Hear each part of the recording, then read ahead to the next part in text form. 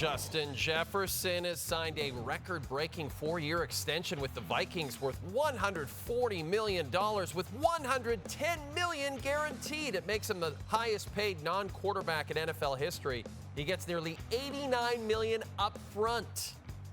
And he announced the news, you guessed it, on social media.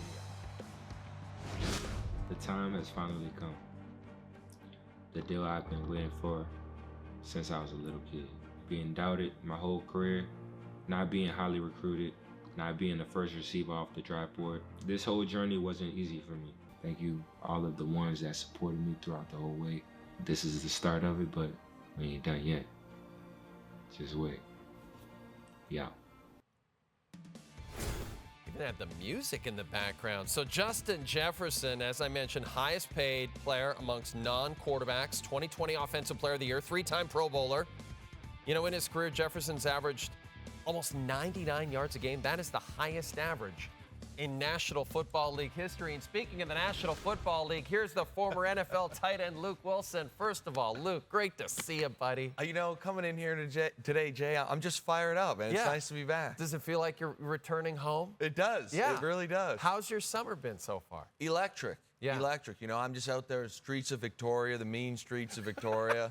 Just dominating that place. Just Not really. crushing it. Not really at all. That's a complete lie, but it is enjoyable. Just body checking people at Fantan Alley left and right, baby. That's what Luke's doing. Let's talk about Justin Jefferson. This is wild. We knew it was coming.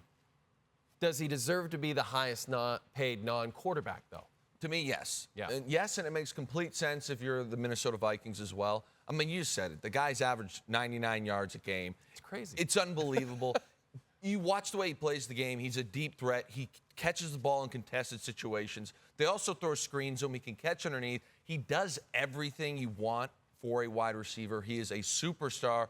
And you look at I said about the Vikings in their contract situation. Yeah. They just drafted J.J. McCarthy, who's going to be on a rookie deal for the next 4 years. So now this 4-year deal, really, it's like having a quarterback, you know, because your quarterbacks you're paying $500,000-600,000. Absolutely. We got to get this guy right. We've obviously invested in the offense because you just spent that draft pick on a quarterback. You now give him, theoretically, it's debatable, but in my opinion, the best receiver in the NFL. And, you know, you got to hope JJ works out, obviously, for this to all work. But we've seen some big contracts handed out this offseason of wide receivers, but we do have a few left to give out. And some names that I know you love. CeeDee Lamb with the Cowboys. He's looking for a new deal.